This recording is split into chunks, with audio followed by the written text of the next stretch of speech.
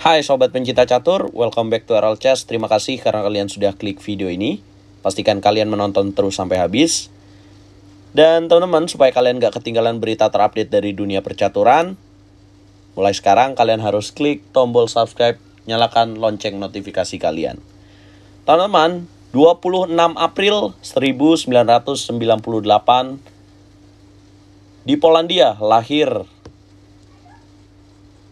pecatur muda bernama Duda Jan Krzysztof. Ya, Duda jadi pecatur nomor 1 Polandia saat ini dan pernah menjadi juara di FIDE World Cup 2021. Dan dia akan ikut dalam FIDE kandidat turnamen untuk pertama kalinya dalam sejarah karirnya dia. Dan kemarin, ya tepatnya hari ini ya, waktu Indonesia Barat, dia berulang tahun ke 24 tahun. Dan bertepatan dengan hari itu, dia harus berhadapan dengan Grandmaster Shahriar Mamediarov dalam turnamen Oslo Esport Cup Meltwater Champion Chess Tour. Kita akan bahas partai di babak tiebreak, di mana dari 4 kali permainan catur 15 menit plus 10 detik, hasilnya sama kuat, 2-2. Jadi mereka harus memainkan 2 kali partai catur kilat, 5 menit dengan tambahan waktu 3 detik setiap melangkah. Duda Jan Krzysztof pegang buah putih, Shahriar Mamediarov pegang buah hitam. Duda membuka dengan D4, kemudian dijawab kuda F6, C4, dan E6. Kemudian Duda kuda F3, Shahriar Mamediarov D5. Ya, putih melanjutkan dengan kuda C3 dan hitam C6. Slav defense dipilih oleh Shahriar Mamediarov menjawab Duda Jan Krzysztof. Duda melanjutkan dengan E3. Kemudian hitam kuda B D7 dan putih menteri C2. Hitam B6, putih pion C makan D5. Hitam pion E makan D5. Ya, jika hitam memilih pion C makan D5, maka putih ada serangan kuda B5 mengancam titik C7. Inilah basic trap dasar ya. Oleh sebab itu hitam pion E makan D5. Kemudian Duda melanjutkan dengan gajah D3, hitam gajah B7. Putih rokade pendek, hitam gajah E7. Kemudian putih mendobrak dengan E4. Pion D makan E4 dan kuda E4. Ya jelas, pion D E4 harus dilakukan. Jika tidak dilakukan, maka pion putih akan terus maju E4 E5 dan lebih sulit lagi. Shahriar Mamediarov melanjutkan dengan rokade pendek. Kemudian putih kuda makan kuda F6 skak dan kuda F6 dan putih gajah G5. Mengancam kuda F6 dengan ide memakan pion H7 setelah makan kuda di petak F6. H6 dilakukan hitam dan gajah tarik H4, kemudian hitam C5. Ya, C5 membuka serangan dari gajah terang di petak B7, sekaligus ada ancaman peraduan pion C5 dengan D4.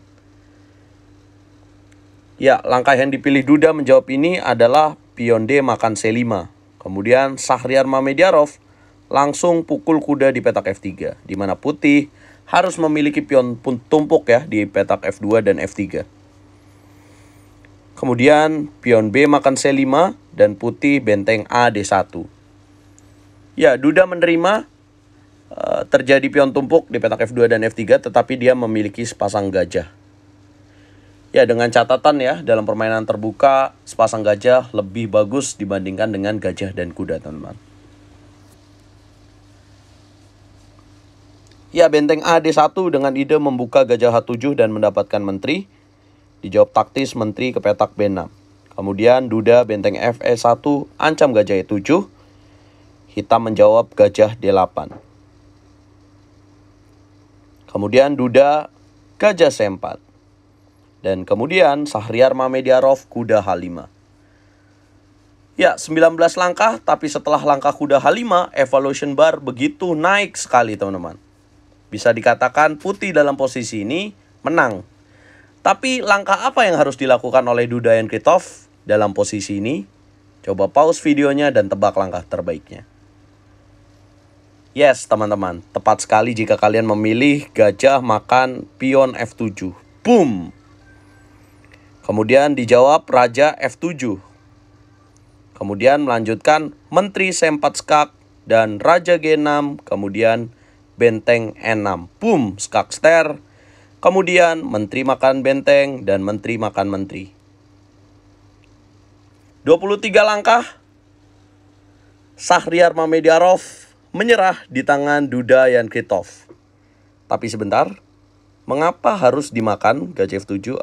Bagaimana jika hitam menjawab dengan benteng makan F7? Apakah jawaban putih yang tepat, teman-teman? Yes, tepat sekali. Adalah benteng E8 skak. Kemudian tidak bisa Raja H7 karena ada Menteri C2. Harus ditutup. Melanjutkan ini putih Menteri C4. Raja H7. Kemudian benteng makan benteng F8. Ya, ingatlah bahwa benteng F8 ini sedang mempining benteng di petak A8. Ya, yang jelas dalam posisi ini juga Shahryar Mamediarov juga kalah, teman-teman. Jadi kesalahan Shahryar Mamediarov apakah itu? Ya adalah gajah ke petak D8, guys. Padahal secara gaya bermain, Shahryar Mamediarov merupakan pemain dengan tipikal taktikal. Tapi dia melakukan blunder setelah putih jalan gajah C4, dia kuda H5. So, apa langkah yang lebih tepat dalam posisi ini? Ya, walaupun dikatakan di sini sudah white is much better ya. Putih jelas sudah unggul. Langkah terbaik untuk hitam di sini adalah dengan gajah ke petak C7 atau kuda ke petak H7. Tapi dengan pilihan kuda H5 ini jelas blunder sekali. Teman-teman, berkat kemenangan taktikal ini dengan gajah makan F7, Duda Yankritov berhasil menang dari Shahryar Mamediarov. Dan namanya naik jadi pemain peringkat 3 klasemen sementara. Dan ini merupakan kado yang indah ya di ulang tahunnya yang ke-24. Buat teman-teman yang belum tahu bahwa hari ini RL Chess, ya Videomaster Masrur Riri Rahman juga saya merayakan ulang tahun yang ke-26 tahun. Berjarak 2 tahun. Ya kalau Duda udah Grandmaster kuat, kalau saya mungkin belum jadi apa-apa, masih Videomaster. Tapi semoga dengan adanya akun YouTube ini saya bisa memberikan edukasi buat para pencinta catur. Dan ya, teman-teman coba berikan komentar doa terbaik untuk Duda Yankritov. Apakah di usia ulang tahunnya yang ke-24 tahun ini dia akan menjadi juara di kandidat turnamen dan akan menjadi penantang Magnus? Perlu dicatat bahwa Duda salah satu pemain yang bisa mengalahkan Magnus di level catur standar, dimana itu terjadi di semifinalis FIDE World Cup 2021. Magnus belum pernah menjadi juara FIDE World Cup, dikalahkan oleh Duda Yankritov. Ya, walaupun Magnus tetap juara dunianya. Dukung terus percaturan Indonesia, dukung terus RL Chess, Catur Yes, Indonesia Jaya. Kalau udah nikah namanya tetap Duda atau gimana ya, itulah. Namanya orang Polandia, tapi Duda ini emang kental banget ya sama status di Indonesia.